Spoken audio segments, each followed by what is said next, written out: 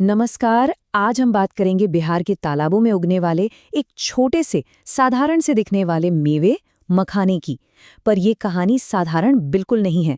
ये कहानी है एक ऐसी क्रांति की जो परंपरा को तकनीक से, एक लोकल बाजार को ग्लोबल स्टेज से और गुमनामी को सुपरफूड के टैग से जोड़ती। तो सवाल यही है कि सदियों से जो चीज बिहार की संस्कृति का एक हिस्सा थी, वो अचानक से पूरी दुनिया की नजर में कैसे आ गई? आखिर तालाब में उगने वाला ये मेवा एक ग्लोबल सुपरफूड बना कैसे? चलिए इस पूरी कहानी की परतें खोलते हैं। सबसे पहले इस स्केल को समझना जरूरी है। पूरी दुनिया में जितना भी मखाना उगता है, उसका लगभग 90%, जी हाँ 90% अकेले बिहार में पैदा होता है। मतलब एक तरह से इस इंडस्ट्री पर बिहार का एकाधिकार है और यही दबदबा इस पूरी क्रांति की नींव है।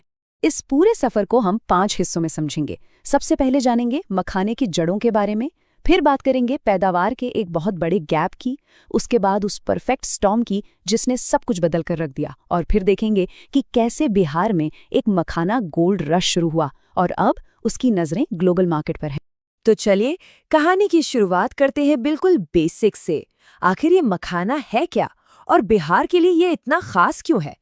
मखाना, जिसका साइंटिफिक नाम है यूरियल फेरोक्स, पानी में उगने वाला एक पौधा है। लेकिन खास तौर पर बिहार के मिथिला क्षेत्र के लिए ये सिर्फ एक पौधा नहीं है। ये सदियों से वहाँ की संस्कृति, वहाँ की अर्थव्यवस्था और वहाँ के लोगों की पहचान का एक अहम हिस्सा रहा है। मखाने की खेती मुख्य रूप से उत्तरी बिहार के मिथिला और कोसी इलाकों में होती है। दरभंगा, मधुबनी, पूर्णिया, ये वो जिले हैं जो इसके गढ़ माने जाते हैं। इन इलाकों में कुछ खास बात है, कुछ ऐसी भौगोलिक और जलवायु की स्थितियां हैं जो इसे मखाने की खेती के लिए दुनिया की सबसे बेहतरीन जगह बना देती हैं। तो सवाल ये है कि आखिर बिहार ही क्यों? वजह है यहाँ की एकदम परफेक्ट कंडीशंस। मखाने को चाहिए 20 से 35 डिग्री सेल्सियस का तापमान, 100 से 250 सेंटीमीटर की सालाना बारिश और सबसे जरूरी ठहरा हुआ पानी, जैसे तालाबों में होता है। बिहार की उपजाऊ दोमट मिट्टी और यहाँ के प्राकृतिक तालाब इसे पनपने के लिए दुनिया की सबसे बेहतरीन जगह बनाते हैं। तो बिहार का दबदबा तो था, लेकिन इस कहानी में एक बहुत बड़ा ट्विस्ट था, और वो था पैदावार का। यहाँ परंपरा और असल क्षमता के बीच एक बहुत बड़ी खाई थी। देखिए, पारंपरिक तौर पर मखाना 4 से 6 फीट गहरे तालाबों में उगाया जाता था। ये काम काफी मेहनत वाला और जोखिम भरा था। लेकिन अब वैज्ञानिक तरीकों से इसे सिर्फ 1 से 2 फीट गहरे खेतों में भी उगाया जा रहा है।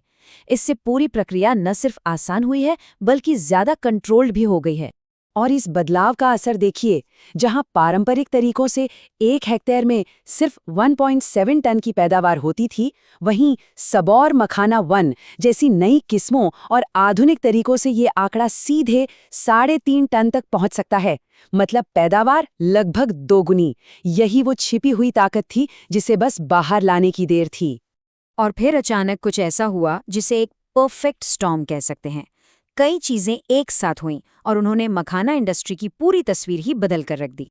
सबसे पहले तो दुनिया भर में हेल्थ को लेकर जागरूकता बढ़ी और मखाना एक सुपरफूड के तौर पर पॉपुलर हो गया। फिर 2022 में मिथिला मखाना को मिला जीआई टैग, जिसने इसे एक ग्लोबल पहचान दी। और रही सही कसर 2025 के बजट ने पूरी कर दी, जब राष्ट्रीय मखाना बोर्ड बनाने की घोषणा हुई। सरकार ने इस बोर्ड के लिए 100 करोड़ रुपए का शुरुआती बजट दिया। ये सिर्फ पैसा नहीं था, ये एक ऐलान था कि मखाना अब देश की एक प्राथमिकता है। इसका मकसद था किसानों को संगठित करना, उत्पादन को साइंटिफिक बनाना और बिहार के मखाने को दुनिया तक पहुंचाना। इस सरकारी और ग्लोबल सपोर्ट का जमीन पर जो असर हुआ, वो कमाल का था। बिहार में जैसे एक मखाना गोल्ड रश ही शुरू हो गया। नए नए उद्यमी सामने आए और किसानों की आमदनी में जबरदस्त उछाल आया। दरभंगा के एक स्टार्टअप फाउंडर राजीव की ये बात इस पूरी नई लहर की भावना को बताती है। ये सिर्फ बिजनेस नहीं है, ये बिहार के गौरव को और किसानों के सम्मान को फिर से स्थापित करने का एक मिशन बन गया है। और ये मिशन आर्थिक रूप से कितना सफल हो रहा है, इसका अंदाजा इस एक स्टार्टअप से लगाइए। 2024 में शुरू हुई कंपनी नेचर्स मखाना आज हर महीने 3 करोड़ रुपए तक का रेवेन्यू बना रही है। ये इस इंडस्ट्री की जबरदस्त क्षमता का जीता जागता सबूत है। लेकिन इस पूरी क्रांति का सबसे बड़ा फायदा अगर किसी को हुआ है, तो वो हैं किसान। इन आंकड़ों को देखिए, जहां 2021 में किसानों को 1 किलो मखाने के लिए लगभग 450 रुपए मिल रहे थे, वहीं 2025 तक ये कीमत 1350 रुपए तक पहुंच गई। मतलब सीधा सीधा 3 गुना का इजाफा। ये सब मुमकिन हुआ वैल्यू एडिशन से। अब उद्यमी सिर्फ कच्चा मखाना यानी गुरी नहीं बेच रहे, वो इसे प्रोसेस कर रहे हैं, अच्छी पैकेजिंग में बेच रहे हैं और मखाना डोसा, कुकीज और आटे जैसे नए नए प्रोडक्ट्स बना रहे हैं। इससे उन्हें काफी बेहतर मुनाफा मिल रहा है। तो ये सब हमें इस कहानी के आखिरी और सबसे जरूरी हिस्से पर लाता है। मखाने को लेकर बिहार का भविष्य का प्लान क्या है और वो कैसे ग्लोबल मार्केट लीडर बनने की तैयारी कर रहा है। देखिए, सरकार ने एक मजबूत इकोसिस्टम बनाया है।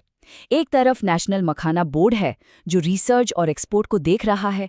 मखाना विकास योजना के तहत किसानों को खेती के सामान पर 75% सब्सिडी मिल रही है। जीआई टैग प्रीमियम दाम दिला रहा है और स्टार्टअप नीति के तहत नए उद्यमियों को 10 लाख का इंटरेस्ट फ्री लोन भी मिल रहा है। हाँ, ये सच है कि रास्ता अभी भी चुनौतियों से भरा है। खेती में मशीनों का इस्तेमाल बढ़ाना होगा, कटाई के बाद होने वाले नुकसान को कम करना होगा और बाढ़ या सूखे जैसे मौसम के खतरों से भी निपटना होगा, जिनसे उपज में 18% तक की कमी आ सकती है। लेकिन इन चुनौतियों के सामने जो अवसर है वो बहुत बड़ा है। एक अनुमान के मुताबिक 2033 तक मखाने का ग्लोबल मार्केट $100 मिलियन का हो जाएगा। ये बिहार के लिए अपनी 90% उत्पादन क्षमता को आर्थिक सफलता में बदलने का एक सुनहरा मौका है। तो आखिर में सवाल यही है, क्या सिर्फ एक फसल जिससे 5 लाख से ज्यादा किसान परिवार जुड़े हैं, वाकई एक पूरे राज्य की आर्थिक तकदीर बदल सकती है? अब तक के जो संकेत हैं वो तो यही इशारा करते हैं कि बिहार का मखाना सिर्फ एक स्नैक नहीं, बल्कि आर्थिक सशक्तिकरण का एक शक्तिशाली इंजन बनने की राह पर है। ये यकीनन बिहार की कृषि अर्थव्यवस्था के लिए एक नए अध्याय की शुरुआत है।